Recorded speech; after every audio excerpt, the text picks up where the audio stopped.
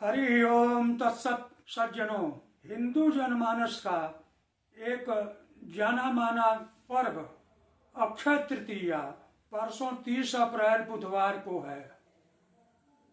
इसके विषय में मैं कुछ बतला रहा हूँ, आप ध्यान से सुने। अक्षय तृतीया शब्द का अर्थ है कि इस तृतीया के दिन जो भी स्नान किया जाता है, दान दिया जाता है, देवताओं के उद्देश्य से हवन किया जाता है, तर्पण किया जाता है, ये सब अनंत फल को प्राप्त करते हैं और ये कभी क्षय को नहीं प्राप्त करते हैं। इसीलिए इस तिथि को अक्षय तृतीया वसुधा कहते हैं। किस दिन किए जाने वाले जो कर्म है, सत्कर्म, वो अक्षय हो जाते हैं, कभी नष्ट नहीं होते हैं, इसलिए इसको अक्षय तृतीया कहते हैं। अब अक्षय तृतीया 4 जयंती भी इस दिन पड़ती है। अक्षय तृतीया को ही भगवान नर नारायण का प्रादुर्भाव है। अक्षय तृतीया को ही भगवान परशुराम का प्रादुर्भाव है। अक्षय तृतीया को ही हयग्रीव का प्रादुर्भाव है। अक्षय तृतीया को ही त्रेता युग का प्रारंभ है। इसलिए 4 जयंतियों का जो है समागम अक्षय तृतीया को होता है, इसलिए इसका महत्व और बढ़ जाता है।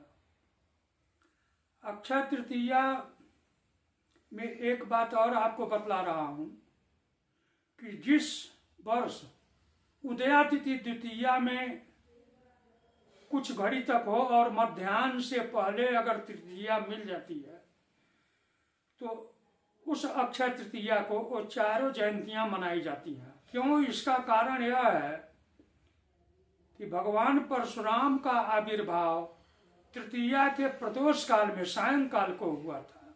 तो परशुराम जयंती मनाने के लिए प्रदोष काल में तृतीया का रहना आवश्यक है। इस वर्ष जो है ज्योतिषीय गणना के अनुसार अक्षय तृतीया तो मिल रही है मध्याह्न तक बुधवार को, लेकिन प्रदोष काल में तृतीया नहीं मिल रही है।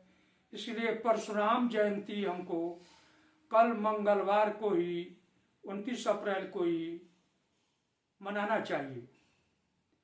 उसकी विधि यह है कि सायंकाल भगवान परशुराम को अर्घ्य प्रदान करें और अर्घ्य प्रदान करके उनके मंत्र का, स्तोत्र का रात्रि में पाठ करें।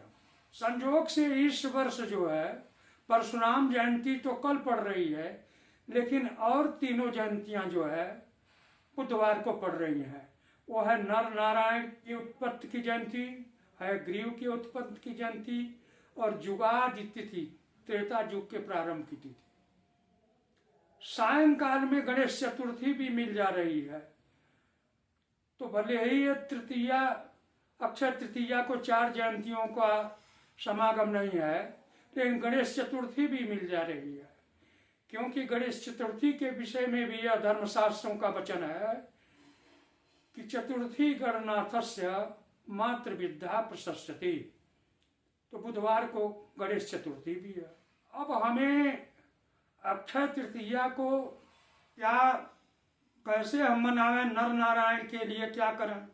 तो नर नारायण के लिए यह नियम है कि आप सत्तू का दान करें, उनको सत्तू प्रदान करें। हयग्रीव को क्या प्रदान करें? तो हयग्रीव को जो है भीगे हुए चने का भोग लगा। और जुगादि तिथि जो है तृतीया है, उसके लिए हम क्या करें?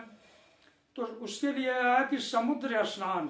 अगर अक्षय तृतीया को हम समुद्र में स्नान प्रातः काल करते हैं तो 1000 गोदान का फल हमको प्राप्त होता है। अब अक्षय तृतीया के दिन और करने योग्य काम क्या है कि भगवान को सत्तू, जौ, चना, दही और भात और ईख के रस से बने हुए पदार्थ, दूध से बने हुए पदार्थ, नाना प्रकार के व्यंजन, और ग्रीष्म ऋतु में जो लाभदायक जो और वस्तुएं हैं, पेय पदार्थ हैं, उनका हम दान करें।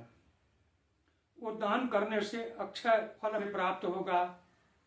इस दिन जो है नया बर्तन खरीदना, नया मकान बनाना, नया वाहन खरीदना, या और भी जो आप नया काम करेंगे वह भी जो है आपके लिए अक्षय ही होगा। हालांकि वाहन खरीदना और भूमि खरीदना यह जो है अक्षय तृतीया का शास्त्र में तो मुझे कम उल्लेख मिला है, लेकिन व्यवहार में यह जो है जरूर होता है और चाहिए भी। और क्या करना है कि स्नान करके हम नर नारायण की स्तुति करें, है ग्रीव भगवान की स्तुति करें और उनके लिए भोज्य सामग्री को प्रदान करें।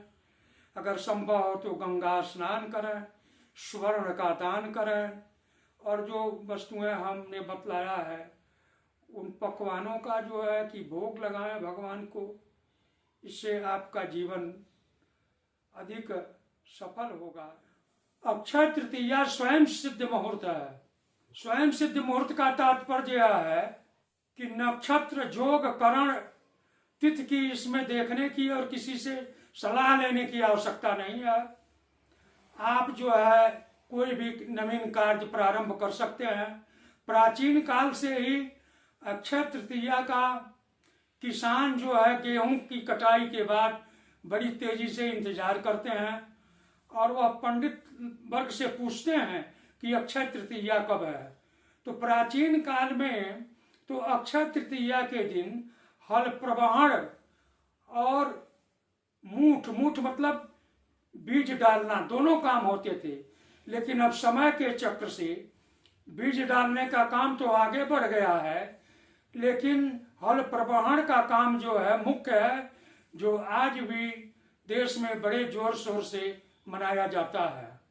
अक्षय तृतीया को सोना चांदी या सोना चांदी से बने हुए आभूषण, या जिनको सोना चांदी खरीदने की सामर्थ्य न हो तो कांसा के बर्तन, जिसको फूल का बर्तन कहते हैं, तांबा का भी ले सकते हैं, और कुछ न हो तो स्टील का बर्तन भी खरीद सकते हैं। अपने प्रयोग के लिए, गर्मियों के लिए आप नया वस्त्र, चादर, मच्छरदानी, गद्दा, ये सब भी जो है आप खरीद सकते हैं। अब यह अक्षय तृतीया जो है बुधवार को है। दिन में 8 बजे के बाद अपराह्न काल में 5 बजे तक आप कोई भी, जितना मैंने पहले कहा है, किसी भी वस्तु का आप संग्रह कर सकते हैं, क्रय कर सकते हैं। एक काम और आप करें कि जिन्होंने मेघ संक्रांति को पितरों के उद्देश्य से शक्तु का संकल्प नहीं किया है, वो अक्षय तृतीया को शक्तु का संकल्प अवश्य करें।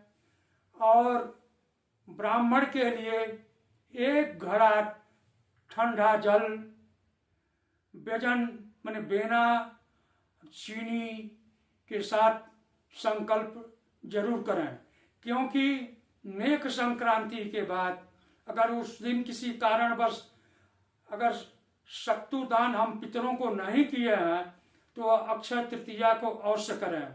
बस यही कहकर मैं आप सबको अक्षय तृतीया की मंगल कामना देता हूँ। सर्वे भवन्तु सुखिनः, सर्वे सन्तु निरामया, सर्वे भद्राणि पश्यन्तु, माँ कश्चित् दुःख भाग्।